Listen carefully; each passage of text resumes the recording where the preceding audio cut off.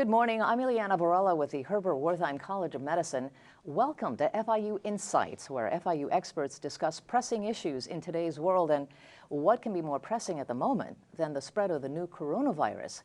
That's why in the next half hour, we'll be talking with Dr. Aileen Marty, a world-renowned expert on infectious diseases, and we'll be taking questions from those of you watching online. Dr. Marty, welcome. Thank you for joining us this morning. Just want to take a moment, Doctor, before we get to the questions, to give folks watching online a quick background on you. You're a professor at the Herbert Wertheim College of Medicine, but you also serve on the Presidential Advisory Council on Combating Antibiotic-Resistant Bacteria. You're on the board of the International Federation for Tropical Medicine, and you spent 25 years in the U.S. Navy specializing in tropical medicine, infectious disease, disaster medicine, and medical countermeasures for weapons of mass destruction. Some of you, I think, will also remember that you were on the front lines of both the Ebola and the Zika outbreaks fairly recently. So you offer quite a unique perspective on this important topic. One of the problems, as we see the virus spread, is the fear of a pandemic also spreading. Are those fears warranted? Well, the problem is that people don't understand what the word pandemic technically means. Mm-hmm. So we've made it into something out of Hollywood, and it's so scary, oh my God, the word pandemic. When in reality, it's just a word that we've used in epidemiology for a long time to define the spread of something, whether that something is something mild or severe. So anything where there's multiple outbreaks in multiple countries, in multiple continents, where it's sustained in the community, as it, for example, it's happening in Italy, it's happening now in Iran and all in various Asian countries, etc., sustained in the community, that is by definition a pandemic. But that shouldn't alarm people. Get bogged down on that one word. Don't get bogged down on that word, because what we have to think about is how communicable is this disease, and what are the risks if you do acquire this disease, or if anyone does. So one of the things I think make people more fearful is the not knowing whether we're ready to tackle something like this. I know that Johns Hopkins late last year had a list of countries that were ready for this type of situation, and excuse me, the United States was at the top. But are we ready for this particular situation in the United States? We certainly have a lot of very well-trained professionals, both in and out of public health, and even in community hospitals, that know the techniques to manage such an outbreak, but we need the political will in order to get it done. And more than anything else, we need the community to help us by cooperating in our efforts to find every case, do the contact tracing, and isolate any suspected or known case. Everyone has to buy into this. Everyone has to be a part of this. Dr. Marty, the governor of Florida has just declared a public health emergency. We know of at least 2 potential cases in Florida. Perhaps there's a couple more. What does that mean exactly, a public health emergency? What does that mean? To declare it in Florida is very similar to when it was declared as a global health emergency by WHO. And what it is, it's a legal definition that allows them to release certain resources and to facilitate the movement of trained personnel and equipment and resources in general in order to manage an outbreak. So that's a good thing. It's a very good thing, because Governor DeSantis recognizes that we need to do exactly what we've just said, that they need to go to wherever there are cases and do their best to contain it there so it doesn't spread widely throughout the state. So we're going to go to the questions in a moment, but as you know, and you've been around the media for a long time, media sometimes have the tendency to hype dangers. This is obviously a worldwide danger, and sometimes headlines can be a little misleading, and unfortunately some people only read the headlines and don't get into the granular articles, and there's a lot of anxiety out there. So I just want to read you a couple of headlines and get your take on them. First coronavirus case of unknown origin confirmed in the U.S. What does that mean? Well, that's a very odd way of stating something that we know, and that is that when we have a person who tests positive who hasn't been to an area where there's an outbreak and who hasn't been in contact with someone who's been to that area or anyone who is known to have the disease, then we consider it a broken chain or a outside of a cluster case. It's not spontaneous generation. They didn't just... No. Yeah. They clearly acquired it from someone, or something that they touched that someone contaminated. But, so no, it's not spontaneous. Okay. It's a real thing. Actually, someone asked me that this morning. The CDC is considering expansion of airport health screenings for novel coronavirus. And I know that you did health screenings at ports of entry during the Ebola outbreak in Nigeria. Do those health screenings at the ports of entry help in these situations? They do, although there's obviously limitations to them, and certainly just taking a fever won't be enough. But as you know, we do questionnaires as well, which are very helpful. And what they can really help with is once we identify a case, we already have the paperwork, the data to help us do that rapid contact tracing and capture all the people, where they are, where they've been, and where they're going, so that we can contain this outbreak. All right, here's my favorite. Woman catches deadly virus twice. Experts fear it's like anthrax. Okay, that's a very confusing title, okay. especially since anthrax is a bacterium and not a virus. Quite different means of transmission. It's not even transmitted person to person. But the headline isn't completely false because, yes, we have documentation of persons who have had symptoms and then stopped having symptoms, were tested once, and then again 24 hours later, negative for SARS-V2, the virus that causes COVID-19, but then a few days hence started having weak positive results for the virus again.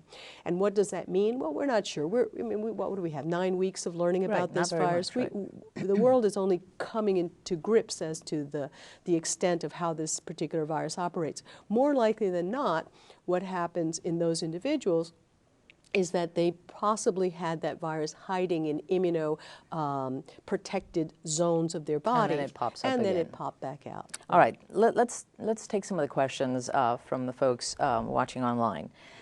This is an interesting question, and I'm glad that you're here.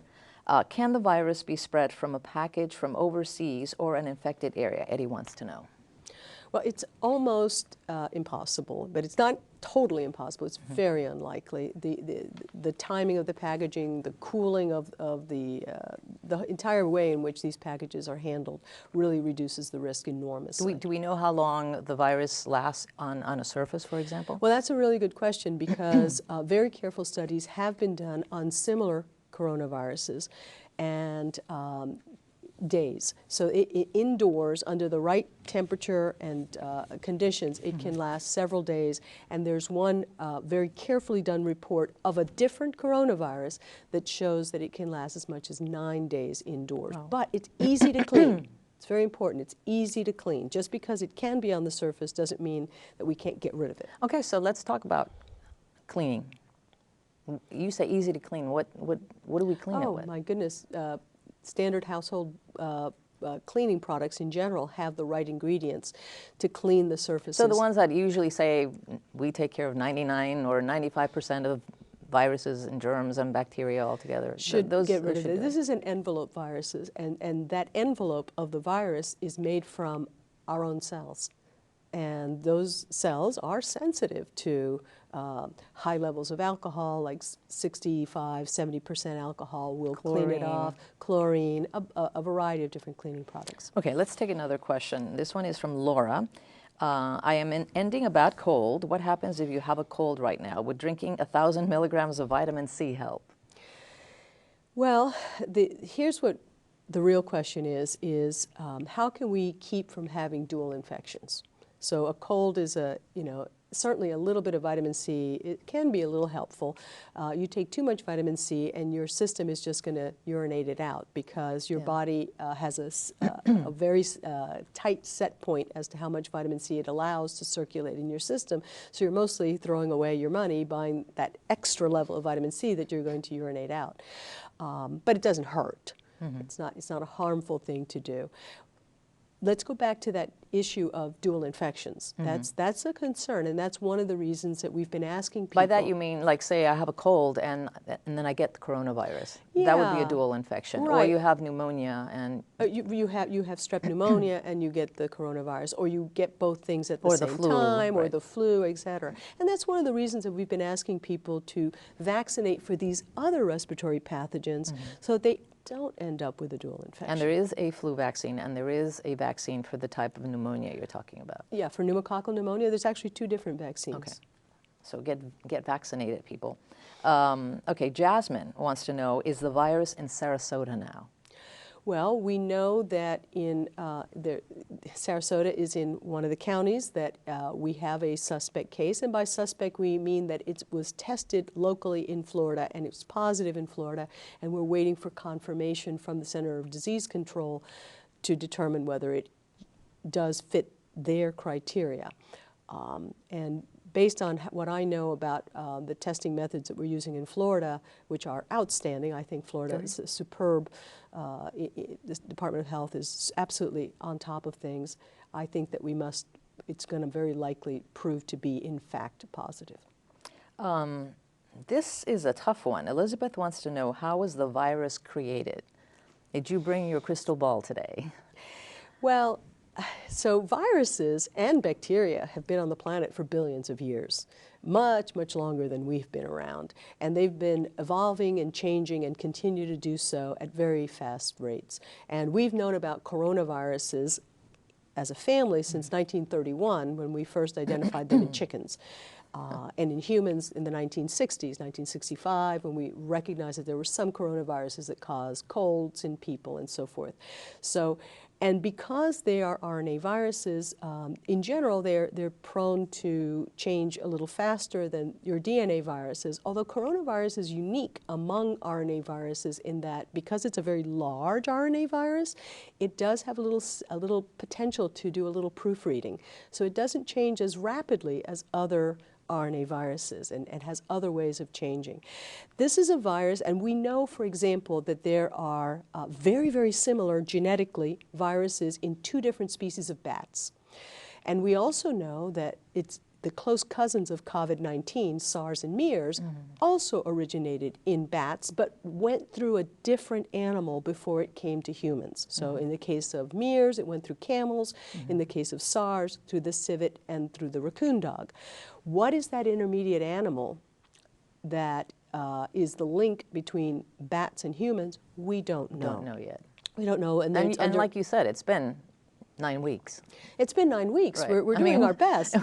I think we probably know a lot, considering, right? Oh, we know tremendous amount. I mean, the speed of our accession of knowledge and treatment modalities to help people survive is astronomical. The cadre wants to know, are face masks effective? A lot of people are asking this question. Yeah. And a lot of people are already buying masks. Right, which is, that sort of is, it's a problem because, first of all, in the healthcare community, we need those masks, and we don't need them to be unavailable for dealing with an actual sick patient with any disease, not just with this COVID-19. So we need those masks. That's part of the problem. The second thing is, in general, if you're just wearing a mask and you don't know how to wear it, you might actually be doing yourself more harm than good. Not to mention that if your eyes aren't, if you don't have goggles on that are full wraparound, you can still acquire virus through your eyes. So it's kind of a false sense of security. It's a very false sense of security. If anything, it's just a psychological reminder that there's something out there and that you should be cautious. But I think we can do that without putting on a mask, unless you happen to be a high-risk person who's going to be in a setting where you're going to be around people who could potentially be infected. So who's a high-risk person? people with immune problems or other medical problems? Well, actually, you know, what we found from all the cases right now is that it's age-related, so that the older you are, the worse your risk is, the higher your risk is. So by the time that you're 80, the risk of mortality from this disease goes up from 2% to 21.8%. So that's really a very... Which is true for a lot of other viruses, including influenza, right? The older you are, the more vulnerable you tend to be. Except for influenza and many other viruses, we have the extremes of age, right? Little children and the elderly. But this coronavirus and SARS and MERS seem to spare children, relatively speaking. So people under the age of 18 or 18 and younger have a much lower incidence of disease in general. So of all the cases so far, only about 2.4% have been people 18 or younger. And the fatalities tend to be older people. And 97, a little bit over 97% of them have mild to moderate disease. Only about 2.5% are severe, and 0.02% are critical. And those are older children then. So why do we think that's happening? Why is this virus? This is part of what we're trying to understand about all these beta coronaviruses.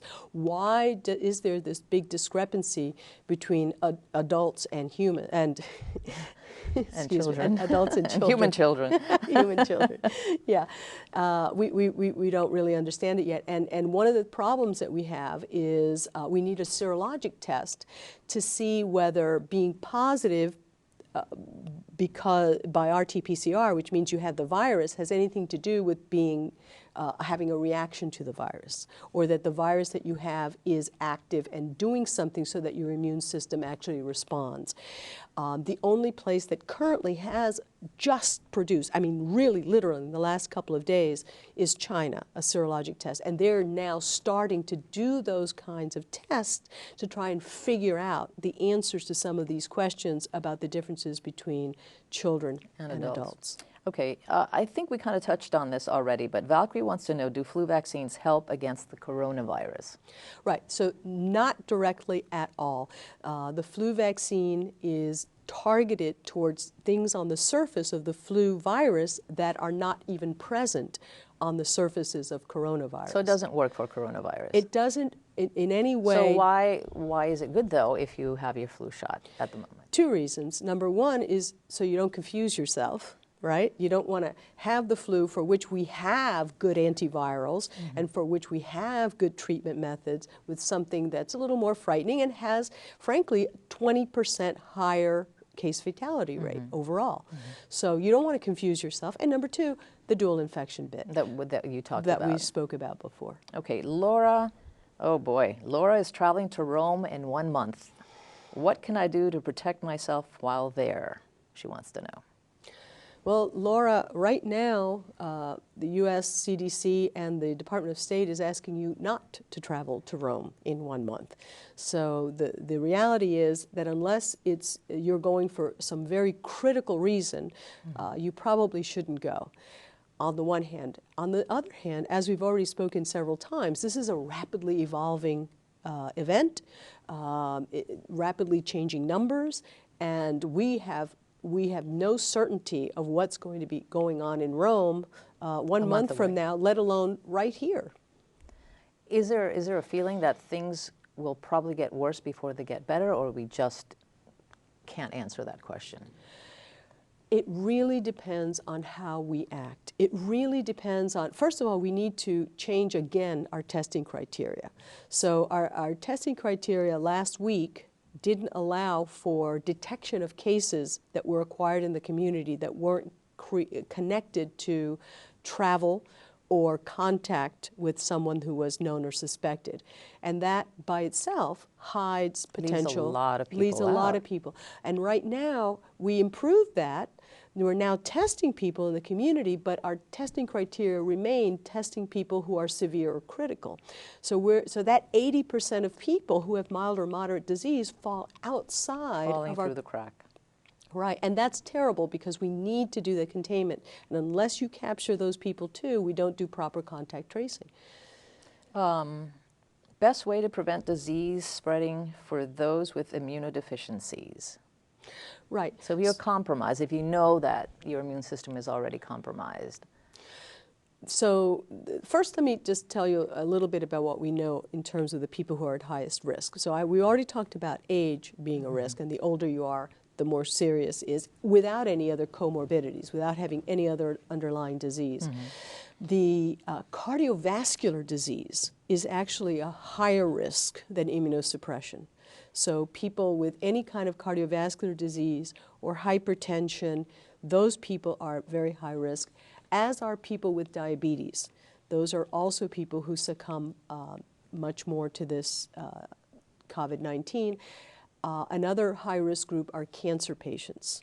So those are actually the people that we have seen are more at risk for having severe and critical disease and much more at risk for dying from the disease. What about people whose respiratory system is compromised, people with chronic asthma, that type of thing, or heavy smokers, for example? Absolutely. So hang on, I omitted that category, which is you a did very... it on purpose. No, you wanted me to ask you another question. No, but that's really important, and that's something I've been trying to explain, is that when you smoke, you're damaging the ciliary cells in your respiratory system. So, and those are the cells you need to get rid of this and every other respiratory pathogen. So it's a really good, it's a really good time to quit smoking.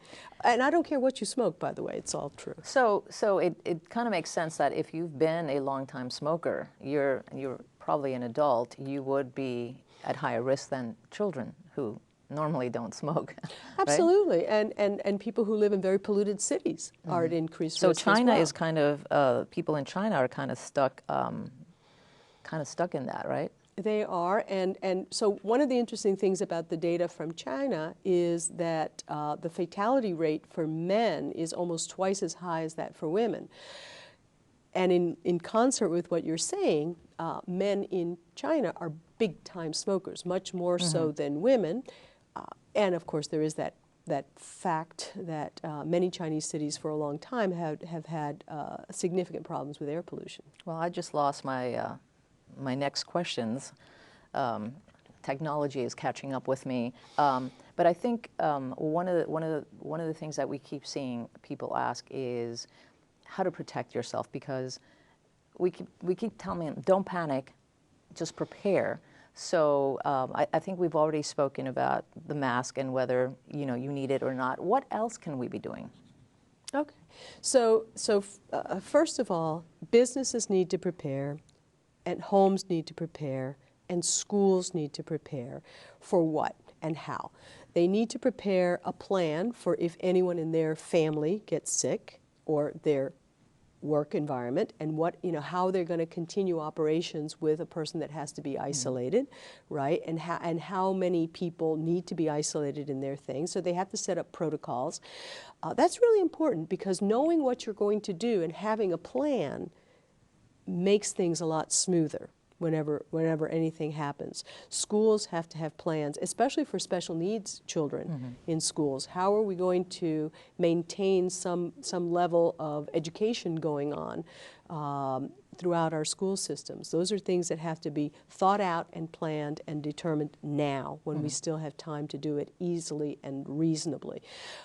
Meanwhile, increase the overall hygiene of your spaces. So that's your work areas, your homes, places that you travel. Go ahead and bring a little wipe with you if you're going to be sitting on an airplane for a while, or on a bus, or any place where you're forced to be within 6 feet of people for longer than 15 minutes.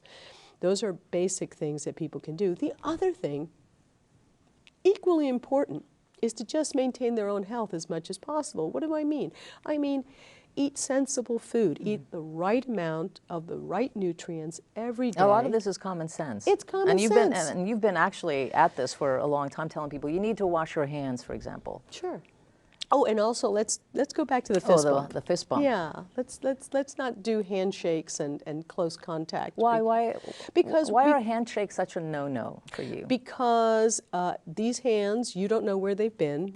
You don't know what I've been touching, right? Whether I was around other people who were contaminated, and this is the part of your hand that you touch your mucous membranes with at a very frequent rate. So you want to reduce that exposure. And also, let's bear in mind, I do agree with washing your hands, but if you wash your hands a lot, your hands are going to dry out, right? And you're going to have to use lotions to counter that effect, because otherwise you'll have cracks in your hands and then another source for infections, right? So, so you want to keep your hands clean, but and one way to do it is to touch fewer things and fewer people. And if you do wash your hands, and I hope everyone does wash their hands often, you also have to do it properly. Correct. Which a lot of people don't even think about this. I mean, you're washing your hands. How difficult can that be? And it's not difficult, but you do need to do it in a specific way that is helpful as opposed to not helpful. Right. One of the things people often omit is the part about scrubbing their fingernails. Scrubbing their fingernails on their palms to help get virus or bacteria out of where their fingernails are. And I think that's even harder if somebody has long fingernails. It becomes a more of a challenge to get that clean. Is there an amount of time that you need to wash your hands well, before ideally it's effective? the old sing happy birthday, 60 that really seconds. works? Happy birthday. Well, only because it gives you the right amount of time. And everybody knows how to sing happy birthday, right? I think most people do. But yeah, so attention to each and every digit, scrubbing the fingernails, cleaning the wrists. Those are the basic things that you want to do. And drying the hands properly, too. It's not just about the washing. It's did you dry it properly? Okay, so that brings me to something that I noticed the other day when I was in a bathroom at a store. There are bathrooms you go into which have, the paper towels, and then some of them which have the dry air machine, right? Is one better than the other? Well, you're going to be potentially, I'm not a big fan of the air drying methods because many times those are up high where if there's liquid on your hands, that's getting dispersed, and if your hands happen to be contaminated, some of that contaminant is getting out and temporarily, for a very, very brief amount of time, mind you, being aerosolized. So unless that dryer is way low where you're not sending that out into the atmosphere, I'm not a big fan of that. People like those because they don't have to clean up the paper mess, right? And some people think that it's better for the environment not to have to use paper, but the reality is you're using electricity. And how is that electricity being generated? I mean, those are not good arguments. So you prefer the old-fashioned paper towels? The old-fashioned paper is better because not only are you able to actually dry each digit in a good and appropriate way, but also many of us who are a bit germaphobes will go ahead and use one of those paper towels to open the doors to get out, which is also a preventative method. Dr. Marty, we have time for one question, and Jose wants to know if we can expect further travel restrictions. What's your opinion?